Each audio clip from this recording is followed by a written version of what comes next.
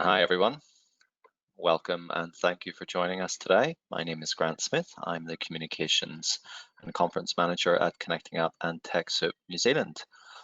Connecting Up and TechSoup New Zealand are part of the Info Exchange Group. We're a not-for-profit enterprise, social enterprise that tackles the biggest social challenges through the smart and creative use of technology. For those of you who haven't attended a webinar session with us before, Connecting Up and TechSoup New Zealand facilitate an annual training calendar of online webinars, workshops, boot camps, and webcons to help the social sector upskill in all things digital. So whether you're learning to work in Office 365 or you're creating digital marketing or a social media plan or any number of things, we help you with that. We update our training calendar monthly. We have a variety of free and paid for sessions, and I would encourage you all to check out our training and education menu on our website for more events coming up soon. But that's enough about me. I'd like to welcome you today to the webinar. It's titled, Do You Have the Right Hardware for Collaboration? And it will be led by Scott Leah and Sean Smith from Code Blue Australia. A little bit about Code Blue. From managed IT services and cloud solutions to video conferencing and project management services, Code Blue Australia provides small to mid-sized organizations and NFPs with IT support when and where you need it. A little bit of housekeeping just before I hand over to the guys. So all of the lines are muted. So if you have any technical issues, please type into the questions inbox on your webinar panel, and I will come to those just as soon as I finish this intro. If you have any questions during the session, please also type those into the questions box, and Scott and Sean will answer them in the Q&A section at the end of the webinar. So Scott and Sean have asked me to raise questions as we go, so we might do that as we go, and then you'll also have the opportunity at the end. A little bit of technical stuff. If you're on a Wi-Fi connection and you have multiple programs open, this can sometimes be the reason that your audio or video might not be working. So I'll try and head off some questions right now. If your audio is crackly or if your video is stalling slightly, please shut everything else down, and you might find that the bandwidth is better and some of those problems fix themselves. If that fails, close, go to webinar down and come back in, and you should get some prompts to help you to set up your headphones or to set up your mics so that you're using the right technology. Please note that this webinar is being recorded, and a link to the recording and the slides will be sent to you as soon as we can after the webinar ends. Before I finally finish up, as that's a long intro, I'd like to remind you that there will be a short survey at the end of the webinar, and we would really appreciate it if you took a few minutes to provide us with some feedback so that we can keep making these things better. So that's all from me. I will now pass you over to Sean and Scott to get things started. Thank you. Thank you, Grant, for a great introduction, and good morning and good afternoon, potentially, from wherever you are around Australia and possibly in New Zealand. So I want to thank Connecting Up for the opportunity they've reached out and asked us to bring together some content for you today, specifically around hardware and how to get about collaboration. So a little bit about me, I'll get to that in just a minute, but ultimately this sort of fits under the Code Blue modern workspace. And I think today it's pretty fair to say that given the conditions that we're in, that this is now becoming more of the norm rather than the not so abnormal, juggling multiple things at once and working from home. So I think everyone probably could, I'm hoping we're not getting this today, but I think it'd be fair to say that many people have had this occur during their video sessions throughout the last couple of months. But it's a gentle reminder that when things aren't going so well, there are probably some good reasons for it. And as Grant sort of pointed out, one other little snippet as well is if you're on a VPN, I'd suggest jumping off that VPN. That generally is a concern. Okay, so what are we going to talk about today? Generally, I talk about the three main pillars as tools, expectations, and experience. However, we're just going to focus purely today on the tools. And so the tools and the range of tools are quite vast. However, the right tools can play a huge role in making sure that you will fit, that the tools will fit into the environment that you have, with also making sure that you have the right infrastructure to facilitate that. More broadly speaking, today, we're obviously making sure that you get the right technology into the right place, at the right time, in the right environment. So making sure ultimately that you are going to get the best outcome utilizing the technology that is provided. So a little bit about me, and apologies that I don't have my camera on today. I've unfortunately had a little technical hiccup this morning, so unfortunately I've not been able to show it. The However, irony. a little bit of yeah, it's hilarious, isn't it? So a little bit about me, just a couple of seconds on that. I speak a lot about the modern workplace and how it's evolved, and of course, again, as I mentioned earlier, it's evolved at a rapid rate over the last couple of months, and hence why my services and conversations are very timely at the moment. Big fan if you're a Melbourne, or actually, I shouldn't just say Melbourne-based. AFL is now a countrywide sport, but I'm a avid Essendon fan, technology lover, and spend a lot of time talking in the NFP sector. A little bit about Scott. He's a product owner for all things collaboration. We have him on the call today. I wrote this for him, so I put tragic Carlton footy fan and a huge lover of all things fast. Football died in the 90s, Carlton.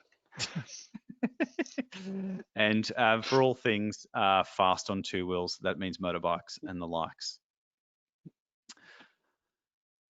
Okay, I just want to set some context before we sort of jump into more of the nitty-gritty about some things. Again, I just want to just cover off just two specific things. One is, what is cloud? So even though we're not talking about cloud today, cloud is an underpinning part of the infrastructure, as I mentioned earlier, that things that connect into and make these things more widely available for us to consume as either business or consumers. The cloud is nonetheless a very integral part of that. So it'd be fair to say that you already, most of you, I assume, on the call today are already consuming cloud-based services. As an example, Office 365.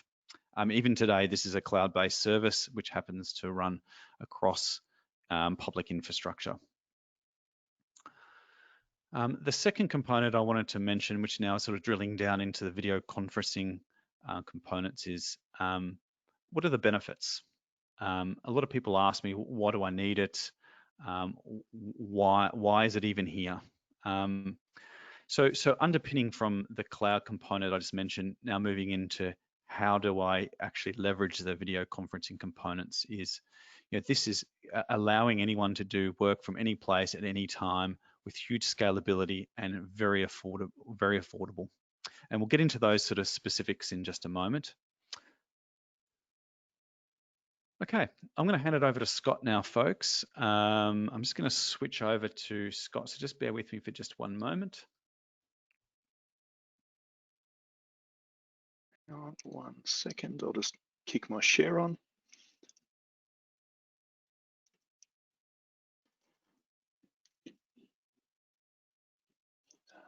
Sorry. The joys of too many video conferencing platforms running at once. I've just killed 4 in the background. And I guess that's part of what we need to run through, is the fact that we have multiple options, we have multiple platforms, and we have different business needs for each of them. So I'm just going to get my screen share running. Sorry, Sean. There we go. Present it back. Great. Yep.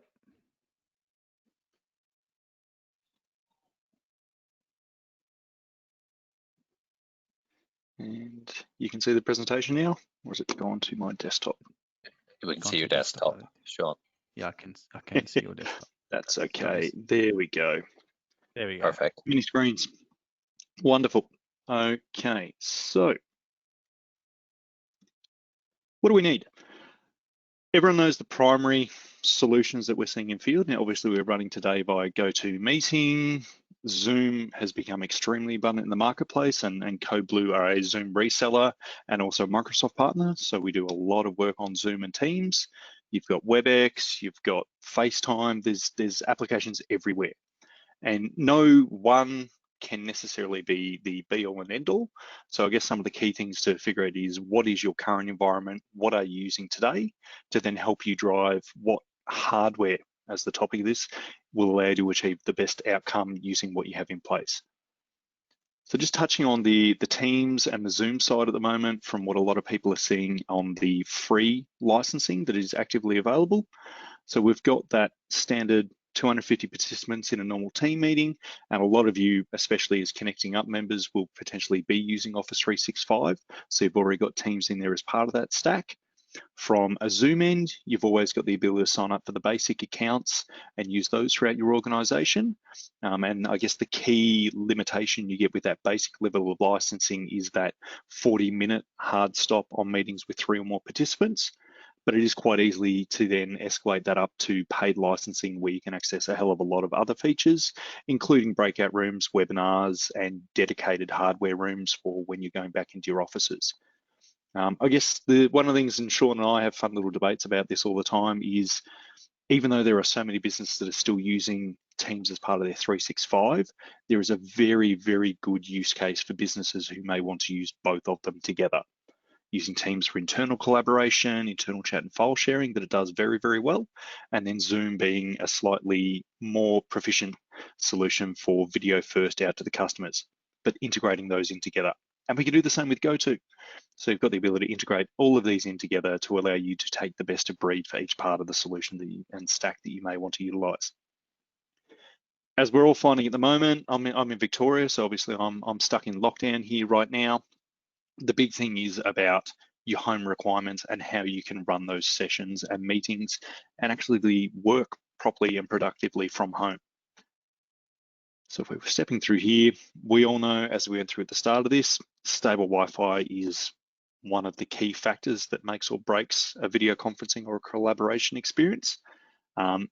Using better audio and webcams, if you've got the ability, and they're kind of rare as hen's teeth right now, to go out and get an external webcam to connect up to your computer, that's something that can greatly enhance off, depending on the hardware that you've got, the basic cameras or microphones that may be able to be built in. And then in terms of ergonomics and being able to continue to work, having a desktop monitor at home obviously makes your life a hell of a lot easier than staring into a small, potentially notebook or laptop all day, every day. So home office tips, key things we always find. I love this one, Sean. So dressing appropriately.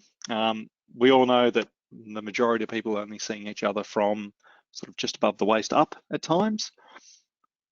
Making an effort, feeling like just changing that transition from getting up in your pajamas into work can help you be a little bit more productive and focused on what you're doing. Setting up proper ergonomics, so elevating your monitors.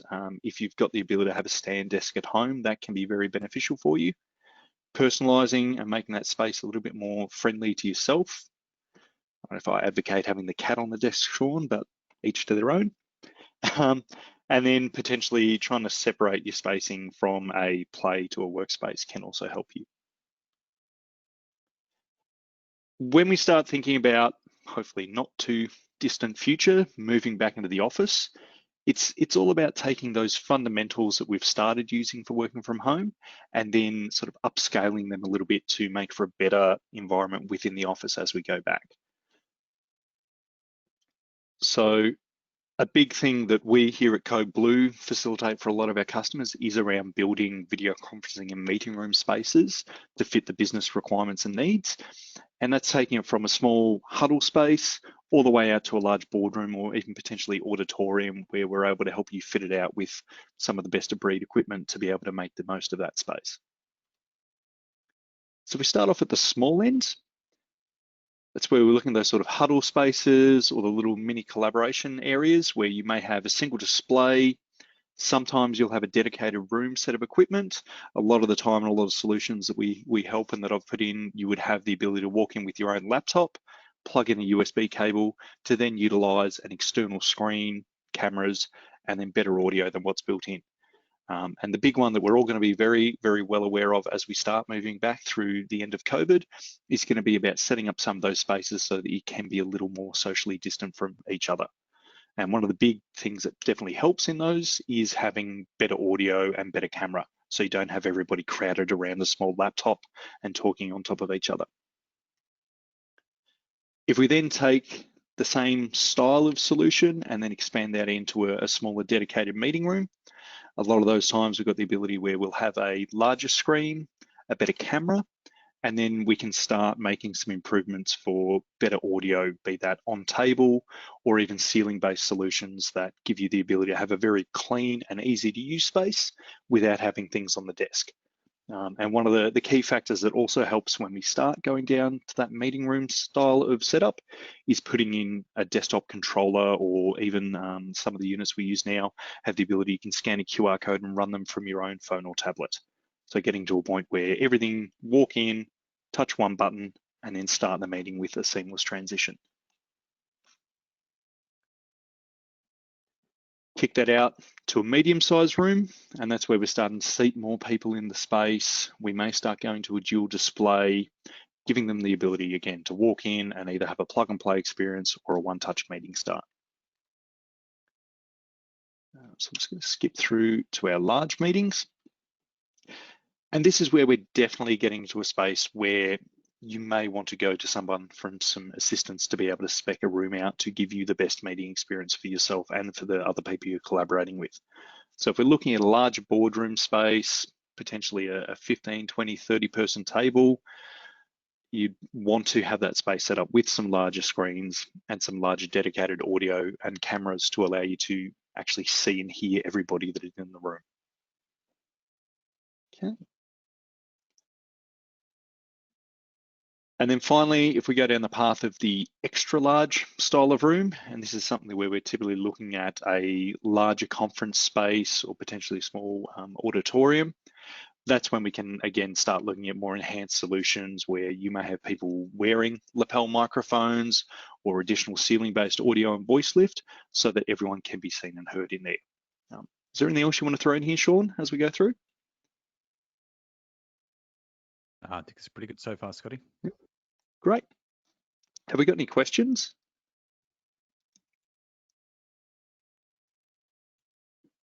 No, sea of silence. Okay. So how do we get started on going on this sort of journey and building out our abilities? Working from home, we've got the obvious, as we were mentioning, the sort of easiest steps to take. Getting yourself set up with a clear and easy to use keyboard to allow you to be slightly more ergonomic than hustling over your own laptop configuration. Going down the path of some better cameras. So I'm personally using one of the Logitech Brio cameras on my setup here at home. And then something like even the Logitech Zone wireless headsets. Again, it's about giving you the ability to connect easily. So if you've got a wireless headset, it's going to give you a little bit more flexibility than having something that's physically plugged into the computer.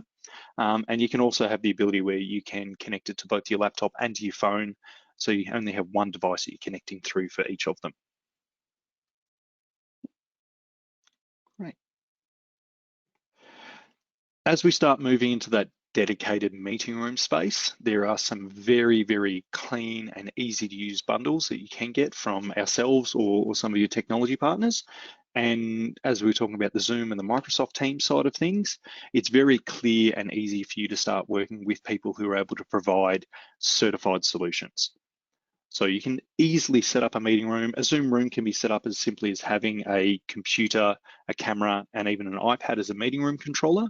But by looking at and going down the path of certified solutions and hardware, it means that you're using and integrating a solution that you know is actually certified for that product and will give you a far better outcome than potentially running with some of the lesser ability or hardware that you may have in place. All right. And I guess the big one is don't forget to wash your hands. Anybody got any questions? I will have a couple of questions for you shortly. Scott, just carry on for the moment. That's okay. Yep. Sean, what would you like to add? Yeah, thanks, Scott. Just in way of sort of some commentary around if let me ask you a question, Scotty. If I was looking at how would I bring 3 or 4 different people in from different locations into an office? What are some of the things that I really need to take care of? Obviously, some hardware that you've just spoken about. What about my internet connection? What's the best way to make sure the best experience? Yeah, so as we started going through with this session, depending on your company setup and your network that you're running in-house, it can be more productive to jump off VPN, given that most of these solutions are cloud-based and they're open direct access channel with security from endpoint to endpoint. There may not be a requirement to dial directly back into your own office via VPN to then come back out. So often we find the biggest thing that can detract from video conferencing for people working from home is if they are dialing back into their office via VPN and then out again to run the video conference. So that's probably an easy one to fix. Wi-Fi can definitely be, depending on where you are in relation to your hardware and your networking equipment at home. 4G can also be a very, very key thing. I know personally there's actually half of my office here at home that I get great 4G in, and then the other half I might as well have my phone in a tinfoil bag because I don't get anything. So being wary of where that may be within your own setup. And then the big one that also comes into play for what we're doing right now is lighting. So I've got open windows next to me. I actually run a light above my desk, but if I don't have that light on, it can cut out quite a bit depending on what the outside is compared to running in an office that is typically a lot more lit. We've all got children at home at the moment. We've got my daughter in the living room at the moment. So shutting a door can be one of the quite simple ones. We all have a good laugh at the BBC gentleman who had his child and then nanny come and grab the kid from the back of the room. So it's, I guess at the moment and in the current environment, it's definitely about being a little bit more human around these interactions and knowing that there is life going on outside of what may be directly in front of you at your desk. Yeah, I mean that's now become status quo for everybody, right? Hearing, I suppose more homely sounds than what we've traditionally thought has been acceptable. It's now become very, very acceptable, and having kids run through and say hello to people on calls. I think it's now, work is now very much part of the ethos of at home instead of not just being a segregated component. Sorry. One other thing, you spoke about security. Just I know we didn't really touch on it throughout the presentation, but what are some of the, if I was looking at deploying something like this, Scott, what are the security concerns or issues? I mean, some companies have been in the news, some haven't. We don't necessarily need to cover all of those elements, but security as a whole, what would you say, need to sort of look at? Yeah, I guess the biggest ones that were becoming apparent earlier in the year was obviously the rise in Zoom bombing, and everyone would have seen Hamish Blake and what he was running around doing in the background of some meetings. And it's more around the simple things that you can do as a meeting organizer or host that should just become best practice as you're setting things up. So simple things like putting passcodes on your meetings, and don't go sharing them on social media or don't go sharing them through unallocated channels. There was a really, really humorous one a couple of weeks ago with the South African government being very unhappy that people were joining a government meeting that was being run. The problem was one of the people attending the meeting had actually shared the join meeting information to others within the cabinet via Twitter, which isn't exactly the most closed of platforms to be sending details out. So little things like that, running webinars like we are today when you're wanting to project out to greater audiences is a very good way to have a little bit more control over what is said and what is shown, because you've got people like us that are on as panelists, whereas everyone else is there as a view-only participant, and they're able to submit questions, and hopefully we get some more come through via the chat and via the Q&A panel style of things. Another big one that has become very prevalent, and as we were talking about before with Teams and with Zoom, is the use of waiting rooms. So there's very simple and easy mechanisms that you can put in place to allow anyone within your internal authorized company can be brought directly into a meeting. But if you've got an external participant who is joining the meeting, they may be placed temporarily into a waiting room for that meeting host to then admit them in. So that gives you a clear visibility over who are your internal users and who may be external guests that are joining the meeting. So you've got a visible notification of who is who, and if you need to manage them, you can manage them. Some great tips. Thanks, Scott. No worries. I really wanted to maybe open up to the rest of the audience here and just maybe get a bit of a pulse check on some of the key challenges that everyone's got at the moment around collaboration and the hardware and the requirements. And as you mentioned, Scott, at some point people will return to an office. To what level is yet to be determined, depending what state you're in. So I really wanted to open up to the floor and just ask, what are the key challenges? We're here, we can actually, or we could potentially give you some advice today. Yeah, everybody, just you can pop your challenge into the question section, and I'll bring the challenges to Scott and Sean's attention, and then they'll be able to talk them through. Scott, Sean, I do have a question from Ronnie. What about running an AGM remotely, allowing for secure voting? Yeah. So depending on what platform you're currently running in-house for that, and again, I'm gonna talk to Zoom because Zoom is something I know probably better than any of the other platforms at the moment. You've got an ability to do a webinar like we are right now. And a lot of those platforms will give you the ability to put a Q&A and a polling within that meeting. So if you don't need to have everybody as a view and speak participant in the meeting, you can give the members of that AGM the ability to dial in and listen to the board or listen to the exec team talking and presenting. And then you can actually build in secure voting within the platform that allows them to send their votes in for the questions or the points that you need voted upon at the appropriate time. That's great. I also have a question from Jessica. Oh, Ronnie says thank you. You're So welcome. Jessica, Sorry, one last one, Ronnie, that you can do similar to what we've done with these meetings is you can also set up secure registration. So if you're sending out one of those meetings and you have an exclusive list of people that you want to invite, you can restrict it that only the email addresses or the people you've invited are allowed to join, or you may have that they actually have to register with their own details so that you then have confirmation of who they are after the fact. Yep, good for Jessica's AGMs. question. That's exactly. Yep. fantastic. So Jessica is asking, are you able to provide a bit more information about the components for wireless, if possible, video conferencing in a mid-sized room? Yeah, sure. So I guess it comes down to what platform you're using in the background. From I'm getting to talk to the Teams and the Zoom side of things. With Teams meeting rooms and Zoom meeting rooms, you've always got the ability within that room that you can do wireless presentation from your own device onto the screens, which then becomes part of the session that you're pushing out. If you're not necessarily using one of those dedicated meeting room platforms, there is a lot of other hardware that we're able to provide where you can actually walk into a room. You may simply be plugging a single USB cable into your computer to access the screen, the camera, and the audio. Or there are also solutions that can be provided that if you're part of the wireless network within that office, you can then connect to the devices that are in the room. It does depend on what you're using application-wise.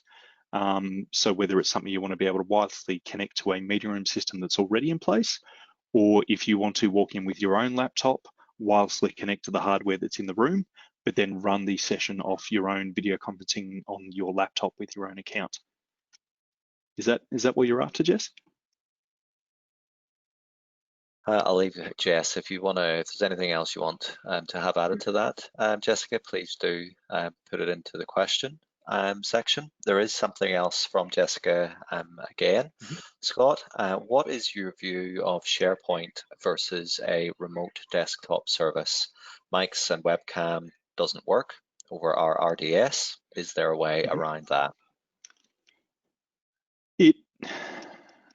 It's something that I'm definitely seeing is developing at the moment in terms of the remote desktoping and how you want to connect through with those solutions.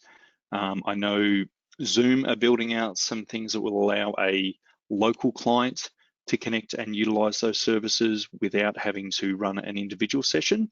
From the SharePoint end, it's something I can definitely look into and come back to you with some extra information on. Yep.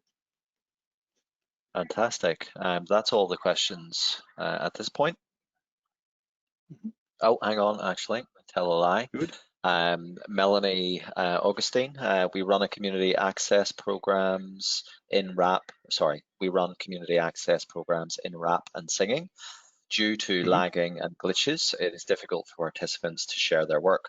Are there hardware programs that are good to easily share voice or music? What would be your recommendations? Yeah, I guess the big one with the network connectivity, if you were to attempt using audio only with video off, that is something that will greatly increase the bandwidth that is utilized to send that, which can help. Apart from that, it can be things like potentially pre-recording and uploading or mixing the video content that's coming through. Yeah, I guess there's some other options that you could look at and could attempt to use. Great, and Jessica just added to her previous question, she's using both to use from laptop and Teams and Zoom. Sure. So she's sort of got an all-in-one solution. Okay, yeah. I might grab Jess's details off you and I can send some information through. Yeah. 100%. All right, that's all the questions at the moment. Please do keep them coming in, everybody. It doesn't have to be a specific question. It can just be a concern or a challenge that you've faced. And then I can share them with Scott and Sean and they can talk to those issues.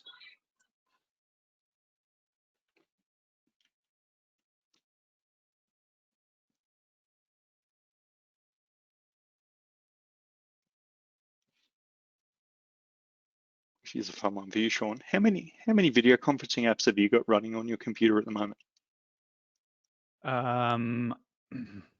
Maybe 3 or 4. Yeah. Yeah. Well, and then add FaceTime, so arguably 5. Yeah. Yeah. So I think we're finding the biggest challenge I think I personally find day to day, and it was funny I had it as we joined this session this morning, is making sure that each one isn't fighting over your audio or your video accessories. So yeah, that's definitely something I find is a common thing that will happen is someone may drop off a Teams meeting, jump onto a Zoom meeting, but they may not have closed off the session in Teams. So then the speakers and the microphone are still being connected to the other application and they start fighting over which one can do which. Yeah. Question for you, Scott. Go for it. I mean, we've spoken about, I suppose, 2 of the main technologies that most people are very fluent in these days.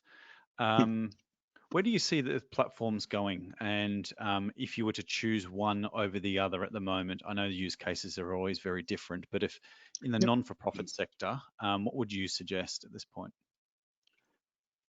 It really comes down to where and how you're trying to use it. I guess specifically in the not-for-profit sector, given that everyone is so heavily connected and running with Office 365, then Teams is an obvious no-brainer go-to because you've already got that as part of your licensing in most cases. So it's simply a matter of making sure that you've got the application installed on your laptop and on your mobile phone to allow you to continue those conversations wherever you are. If it's something, then I guess the biggest one I see is whenever it's involving external parties who may not be part of your internal organization, that's the one area I definitely feel that Zoom shines above many of the other applications, is that it is so user-friendly and it isn't as locked down to just your internal business users. And then when you start going, as we were talking before, going into back to business and running the meeting rooms, it becomes a matter of which one you are using internally. There were some great announcements back in November last year out of Microsoft of, yes, we're going to allow Zoom to join Teams meetings and WebEx to join Teams meetings. 2 weeks ago, Microsoft finally updated the meeting room application so that Teams meeting rooms can now join Cisco sessions. We're still waiting on the Zoom side of it. So I think it's going to get very close that there will be a easy built-in connection between the multiple platforms. It's just a matter of how long it takes for each business to get them up and running. For any users, any of your businesses that are using Teams, you'll have seen how easy and clean it is to plug it into your own existing SharePoint infrastructure and connections. And then the ability that you've got your presence notifications out of Office when you're on the phone, whatever you may be. On the Zoom side, we've got version 5.2 being rolled out this week. That will now give us the ability from within Office applications, you'll get the point of presence. So if I'm on a Zoom call and someone tries to make contact with me on Teams, they'll actually see that I'm busy. So they'll not be trying to call me on Teams whilst I'm on the Zoom call. So I guess it comes down to what are you using it for day to day, and then what else you want to be able to plug into them. But that said, as we touched on earlier, there's always an ability to interconnect them together. So you may run Teams for your internal chat and then simply have the ability within there to hit the button to launch a Zoom call to take that out for the video first side of things. I'm assuming many of the people on this call may not have experienced a meeting room set up with Zoom a dedicated room with Zoom and or Teams. Do you want to give me maybe a bit of insight, Scott? One is, let's assume that it's a small meeting room, 4 to 6 people in size. So it's quite a simple piece of hardware and implementation. But I'm more interested about the experience. If it's all set up, what do I as a user experience when I walk into that room? Yeah, so if you've pre-scheduled and set up the meeting, think of it the same way that you would have traditionally booked a meeting room. So you'd normally go to Outlook, send the invites out to all the people who are going to be joining in the meeting, and then you'd book a meeting room as part of that. It's exactly the same when we're using a dedicated meeting room setup, because what we will have done in the back end is that meeting room calendar or the booking resource that you've got in your Office setup of things, then is joined to that meeting room. So as soon as you invite the participants and book that meeting room, it drops it into the calendar for the meeting room. So you can have visual notification at the front of a room where we can book booking panels, green for free, red for in use. But when you go to use that meeting room, instead of you having to walk in and manually log into a computer with your own details and then manually fire up the meeting, you will typically have a control interface for that room where you can walk in, see the meeting that is being booked in the calendar, and then hit a button on that screen to launch the meeting. If you hadn't pre-booked the meeting, then it can be as simple as hitting join meeting, punching in the meeting code, and then you get brought into that meeting from the room. So it's all about taking away from your meeting tax or your conference time that it takes to set up a meeting to be able to walk in and just seamlessly one-touch launch from there. That's a really good answer, Scott. Just speaking to attendees at the moment. We'll be wrapping things up in a few minutes, so please, if you have any questions, please do pop them in soon. This will be your last chance, and I will pass them on to Sean and Scott. Thanks. No worries. And I guess one of the other really powerful things you can do in those meeting room spaces is if Sean and I are in the same meeting room talking to somebody and I need to present from my laptop, you've always got an ability to share your screen into those meeting room applications. So instead of me having to join as a video and audio participant from my laptop and getting the inevitable audio loop and feedback that you always get because the microphone on the laptop's active as well as the room, you've got the ability through those desktop applications for Teams or Zoom or whatever it may be is in place to actually share directly onto the screen. So that also makes for a far more user-friendly and participant-friendly setup and experience. Guys, I've got a question from Doug. How about integration of minutes for meetings? Yep. Let's write that down. So again, depending on the platform, they're both Zoom, Teams, and GoTo does to an extent as well. There is an ability to take notes that can be annotated and made part of that. Some of the services offer translation abilities, so you can actually have an interpreter and multiple audio streams, or you can have on-screen subtitles run through. When it comes to the meeting side, if we're doing that, they can be in a simple form within a chat session of that meeting, and then that gets saved as part of the recording and part of the post session that can be distributed out, or you've got an ability to attach those as part of the session and as part of the meeting, depending on where you're storing it. Yep. Great, Doug says thank you. You're welcome. Any other questions from anyone else? I might just this is a really sort of obvious thing. I might just add that whenever people are running meetings in Zoom and you want to keep your minutes, just don't forget to hit the record button. It'll make you a nice little MPEG video, and then you can go and make your minutes from the recording rather than trying to do it live, because that can be pretty tricky. Yeah, definitely. Some of the platforms do have the ability that you can turn on transcription services, and that's something that you would generally handle at the account end as a security setting, whether you want that turned on or off. And when we're doing, like we were talking about before, an AGM style meeting, you've got an ability to run reports to see who joined, when they joined, potentially where they joined from, and also any Q&A or polls that were a part of that meeting. You're able to export reports to see exactly what, where, and how they were answered. So it's not relying on someone quickly scribbling down a live view of the results or the questions being answered. You've always got the ability as part of that meeting to run a report and export those results. Fantastic. Okay. Look, I think we have answered all of the questions, and hopefully everybody has learned a lot today. So I would like to take the opportunity to thank Scott and Sean from Code Blue for presenting today. And I'd like to thank all of our attendees for joining in the session. I hope that you've learned a lot from the presentation, and that we did answer all your questions. Now, if anyone is looking for more advice on setting up your office remotely and you're based in Australia, I could suggest that you also might attend the follow-up webinar that we're hosting with Goodtel, and that's on the 25th of August. So Goodtel is an Australian telecommunications company and a Connecting Up partner with a purpose, and they donate 50% of their profits to charities and people in need. That webinar is called Embracing Work from Home Communications in a COVID World, and they'll be exploring what's critical when you're ready to return to work. So we're all, especially if you're in Victoria, I'm sure we're all looking forward to that, and how you can prepare both your home and your office environment for the best communications experience. This is including best practice and solutions to issues you may face during the transition back to work. So please visit the Connecting Up website to register to attend. And can I please ask everybody to leave feedback for us about today's session in the post-event survey, and that will pop up after the webinar closes, so you don't have to do anything except just wait for a few seconds.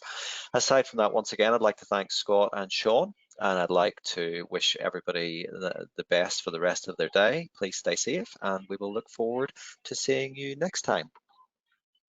Thank you, everyone. Thanks a lot.